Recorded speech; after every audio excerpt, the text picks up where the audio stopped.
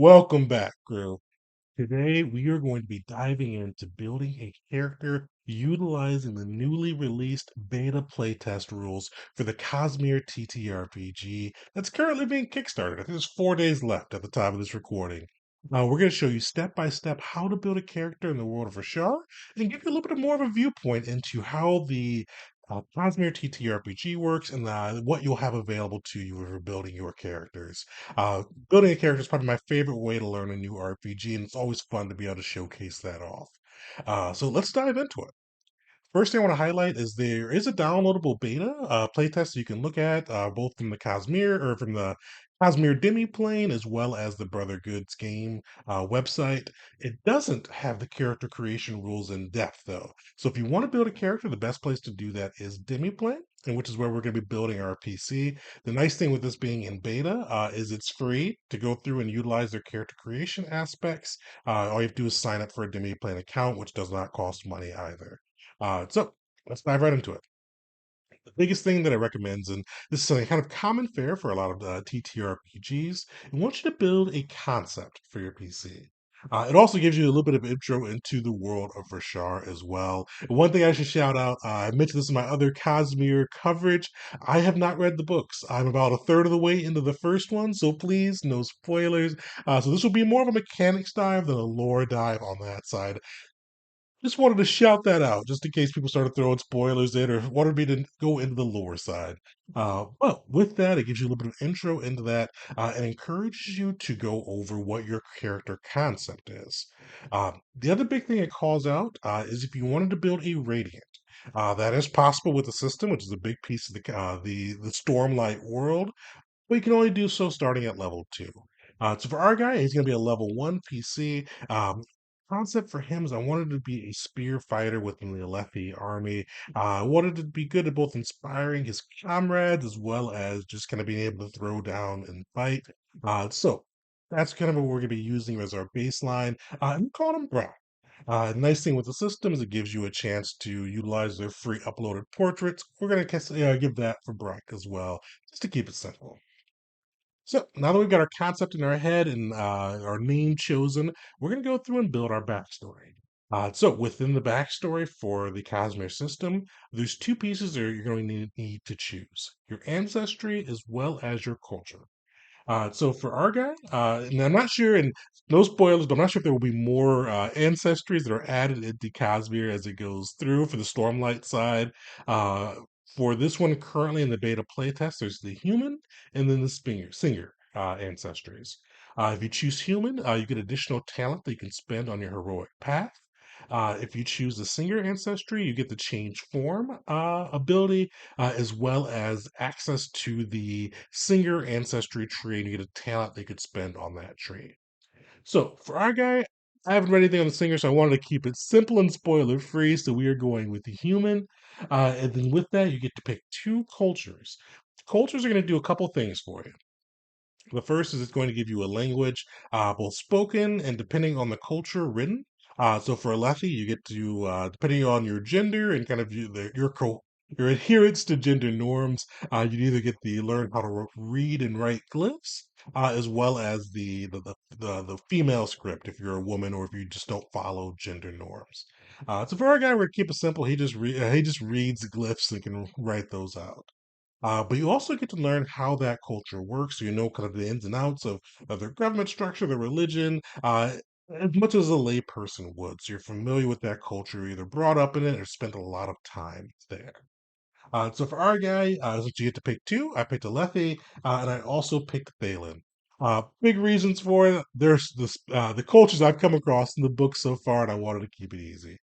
So, with that, we've got our ancestry. We're going to be a human with the Lethi and Thalen cultures. Pretty straightforward so far. The next big piece is you're going to choose your path for your character. And this is something that's really cool with the system. So I do want to spend a little bit of time on it. There's 6 core paths with the Stormlight side of Cosmere so far. I'm not sure if they'll add more, but the nice thing with it is this is like a think of path as a loose version of class. But rather than being locked into a class once you choose it or locked into the path once you're on it, you're able to go through and kind of pick and choose which talents and paths you'd like. First, you have to pick your starting path, and for our guy, we're going to pick leader. But once you're in leader, you have a lot of different talents that you can pick whenever you get an option to pick a talent. But the cool thing is, let's say there's a spot that the leader talents aren't fitting your character design, or maybe you just wanted to bring in a different aspect to them, you could use that talent that you've gained and open up another path. And with that, if you use that talent to open that path, you start with whatever that path starting talent is. But then as you get more talent points, you can go through and add additional talents within that path or even open up a brand new path. So pretty open-ended on that side, and I like it because it's not classes per se, but it does give you a lot of customization and options to be able to go through and build your PC without having to worry about multi-classing penalties or how that system will work. So it's pretty straightforward, but definitely adds a lot of tools to the player's arsenal. So for our guy, out of the six paths you've got the leader, the warrior, the hunter, the agent, the scholar, the envoy. For our guy, leader and warrior are going to be fitting him best. He's somebody that's inspiring on the front lines, a spear fighter, and I wanted to be able to build him in that manner. So we're going to go through and we're going to pick the leader path for our starting path. And with starting path, it gives you a couple of big things. First, it shows you which attributes you should prize or kind of specialize in. For the leader, it's presence, willpower, and strength. It also gives you your starting skill. So with this, your core skill for the leader is no surprise, leadership. It gives you your first rank in that skill for free. Now, one thing to call out is that if you did, like for our guy, we're going to branch into warrior. You only get that free skill rank for your starting path. So it keeps it pretty straightforward there. Makes it so you don't just branch into all six to have a rank in each skill.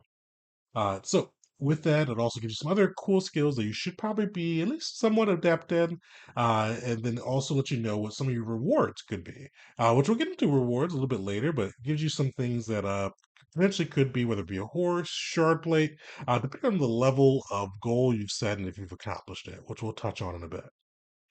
But with that, with our leader, we get the decisive command ability. I had played a leader during the playtest at Gen Con, and it was a lot of fun, which is why I wanted to build this one out. And it basically gives you a D4 that you can provide to or your allies that can help enhance their attacks, skill rolls, whatever they may be doing at that moment. So with this system, you get 12 points to spend on your attributes. Starting off, you'll have one or zero through three that you can have within any particular attribute. There's, I think, six different attributes that you can choose: strength, speed, intellect, willpower, awareness, and presence. The nice thing with them is they each govern a little bit of a different feature for you, and there's a lot of derived statistics that come with it. So we'll kind of go through them just quickly for this. And the nice thing too is if you do click on the site as well, as you see, it does give you a little bit of a breakdown on what each one can do. So for strength, primarily it's going to be your damage as well as some of your skills that are associated with it, as well as lifting capacity. For speed, this is going to govern your movement, which is why we gave Brock a decent bit of speed. You'll see there's a table showing for your points how fast you can go. Just a reminder, you can only go up to three for your starting PC.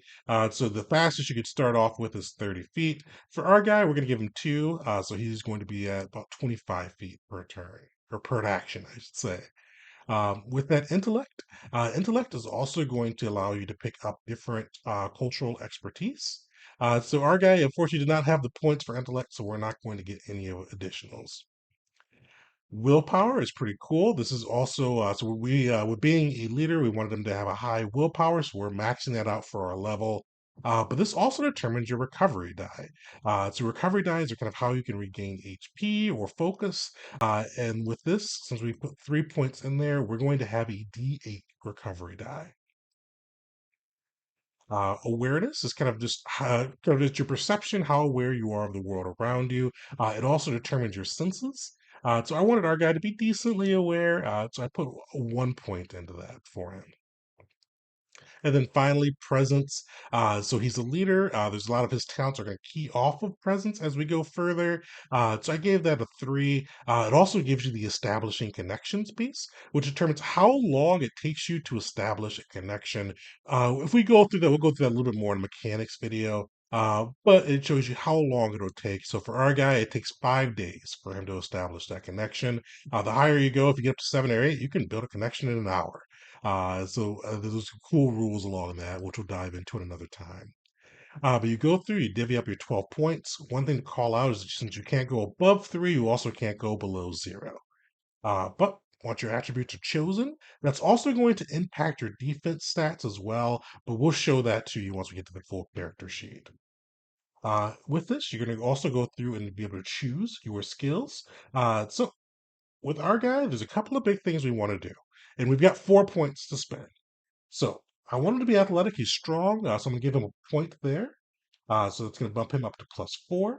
Um, I want him to be good with heavy weapons. So with this system, it's a little different than like typical 5e. You're with your weapons, you're going to roll your skill stat for the type of weapon it is. So I want him to be able to use a long spear. A long spear is a heavy weapon. So whenever we make a heavy weapon roll, we're going to use that +5. So I put 2 points of his 4 into the heavy weapons to make sure he can do that pretty well. So unfortunately, we really had the 4 skills, so we really couldn't do anything with the cognitive skill side. But we did go into spiritual skills. Remember, leadership was our class skill, so we got a free rank in it, and I put an additional rank in it too. So our leadership and heavy weapons will both be at +5. So pretty strong starting value for them. So now we've got our attributes, our skills. The last thing we could choose is our human bonus talent. So with that, you get to go through, and I could have picked a leadership skill if I or a talent if I wanted to, but I wanted to branch into warrior. So I picked the warrior path, and it gave me the starting warrior talent of vigilant stance. So we got our guy now. We've got our paths where we're both a leader and a warrior. We've got our attributes determined. Now there's a few other details we're going to get to pick, and then we'll have Brock built up. So the next big thing is we get to pick our adventuring kit.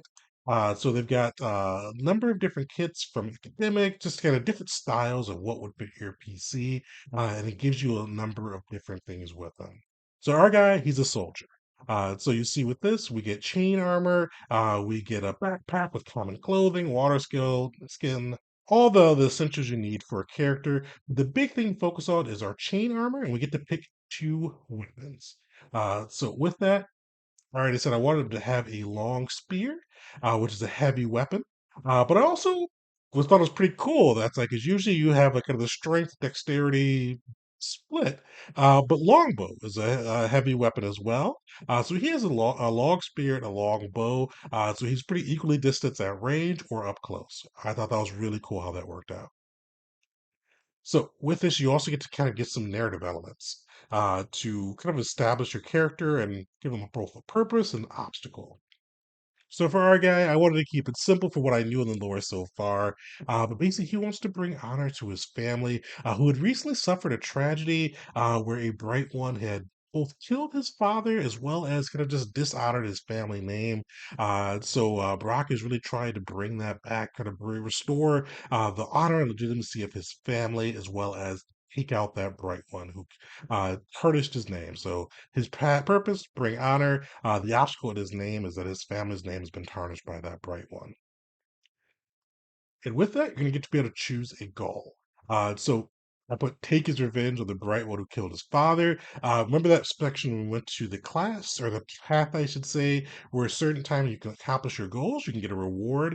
This is something that kind of evolve as the campaign goes through. But initially, our first goal would be to take his revenge there, and then depending on what the game master believes, I may be able to get a mount, I may be able to get shard plate. I don't know how much the discretion. I haven't seen the rules. How much discretion is available to the game master on that side, or the player on that side as well.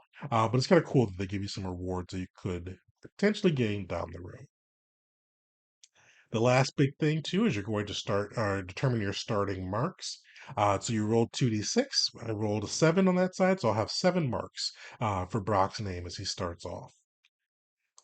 And then if you wanted to, they've got the nice thing with the systems, they've got all the levels in there, so you could go through and continue to build out your PC if you wanted to see how they progress. But for our guy, we're just going to keep him at level 1. And then once that, we're going to go in and get to see his character sheet. A couple of things were called out this side just in case you wanted to build one by hand after you kind of see the process out. There are a couple of derived statistics. So we've covered a couple of the big ones so far, but let's go with a few that weren't covered. So defense, you've got 3 defenses: your physical, cognitive, and spiritual. They're always going to be made up of the 2 stats that governs them plus 10. So for physical, we've got a 3 in strength and a 2 in speed. So our defense on the physical side is going to be 15. So I know you saw we got chainmail in there too. Chainmail isn't going to determine your defense, it's going to determine your deflect. So we get a 2 deflect. So anytime we're damaged, we can minus that by 2 for the physical damage, I should clarify. Also, your health is going to be determined by your strength, plus 10. Fairly easy on that side. And then the last big thing we'll touch on is your focus, and that is going to be 2 plus your willpower plus any bonuses. Same thing with health. If there are any additional bonuses you have from a talent or otherwise, you would add those in there. But the traditional metric is going to be 2 plus willpower for focus, and then 10 plus strength for health. And then with that, we've got our character made. We've got his gear picked out. We've got our attributes. We've got everything that we need to bring Brock to the table and adventure into the world of Rashar. So, fairly straightforward process on that side. Shout out to Demiplane for making that pretty free and easy to be able to utilize. I'll throw the link to Demiplane in the description, so in case you want to go through and build your own PCs. But yeah, shout out in the comments some of the things you liked about the system. I think my favorite thing so far for the character creation is the path aspect, where you're able to go through and kind of not be locked into a class and just really be able to build what you think makes sense for your character. I'd love to take Brock in some additional levels and see kind of what cool leadership and warrior talents we can bring in to really flesh him out. So, with that, shout out what you like about the system. Shout out some of your favorite things with character creations. If you've made your own character, put that in the comments. I'd love to see kind of what cool things the crew has built out so far. But otherwise, we're probably do some more Cosmere coverage as time goes on. But stay tuned. We're going to be doing a big comparison between what I'm calling the big 3 TTRPGs that are on the horizon. So Cosmere, Draw Steel, the MCDM RPG, as well as Daggerheart. We're going to be building a character for each of those systems and doing a big comparison. So definitely check that out. And then also get caught up with our game of the month, the Fallout TTRPG. We've got our actual play next Thursday at 7 p.m. ET. Come hang out with us and get a chance to win a free PDF copy of the RPG. But overall, thanks for hanging out, and until next time.